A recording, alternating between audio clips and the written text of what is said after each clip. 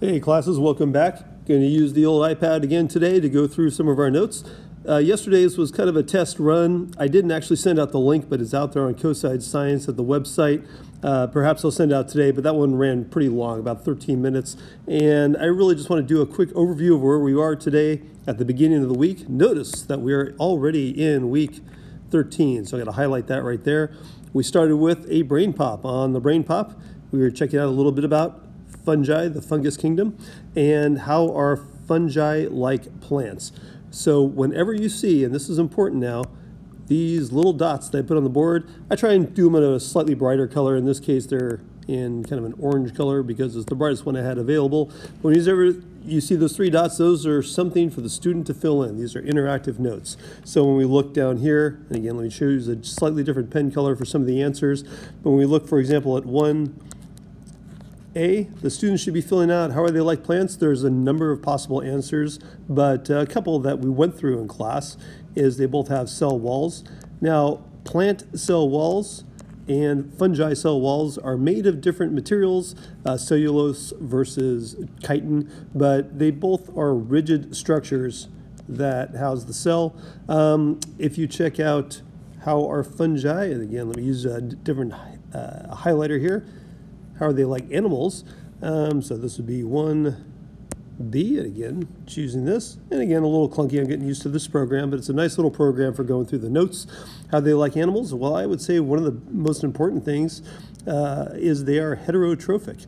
In other words, so let me write this down, hetero, and I'm trying to use the stylus, but heterotrophs.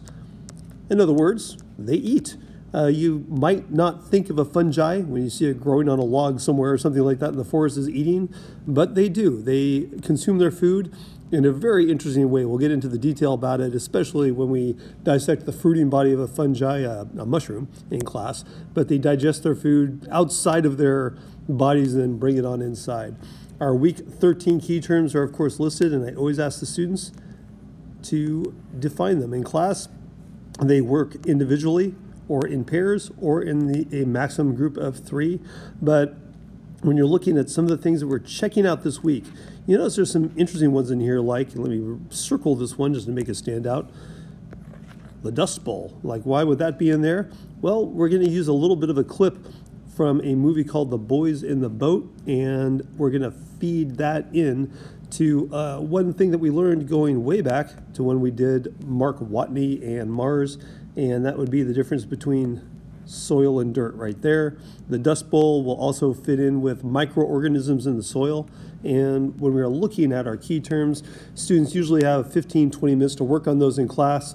You might want to make sure that you have all in your notes those key terms defined by the end of the day today. That's today's Monday work for week 13. Going on to the next slide, again, it looks something like this, the spectrum of microorganisms.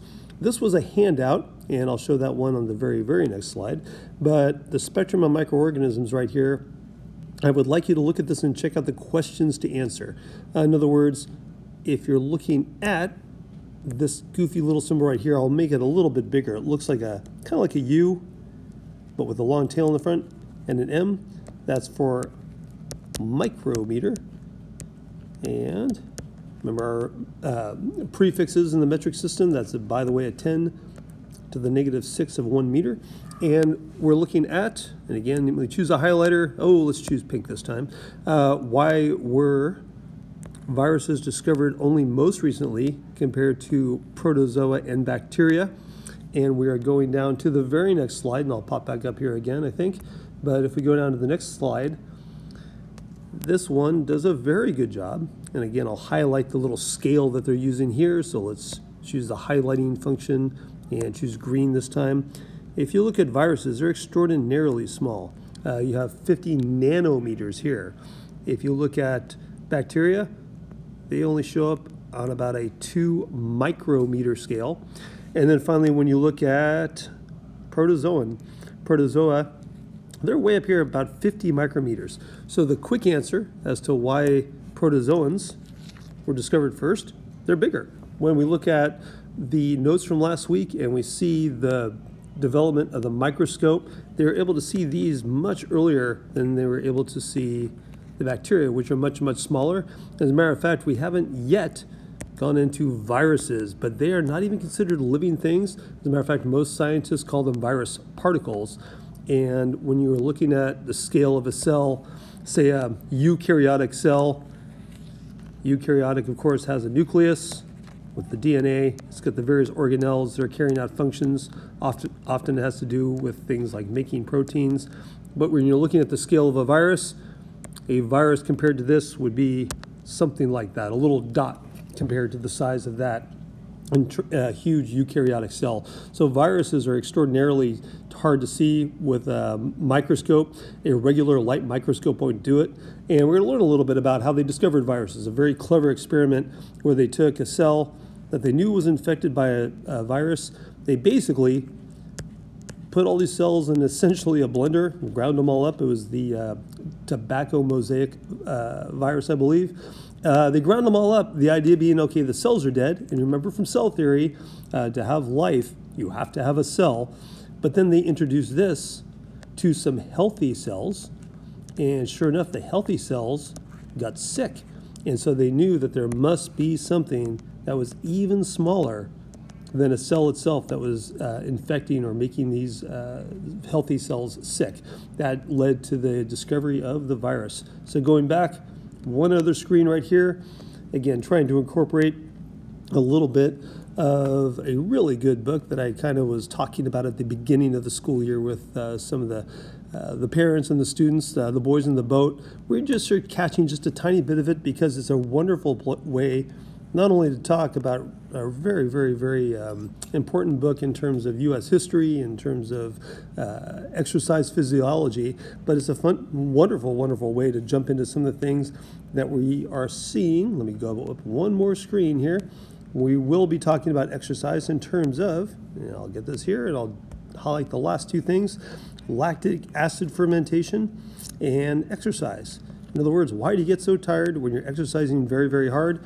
It's a great tie-in with some of what we'll see. And then, by the way, when you see alcohol fermentation here this week, probably tomorrow, we will talk a little bit about when you take a container. That is a terrible picture of a container, but when you take a container and you have a sugary substance in there like grape juice, how yeast can transform that grape juice into an alcoholic drink like wine. We have a huge wine industry here in California. We'll be doing a little mini unit, one-day unit on wine.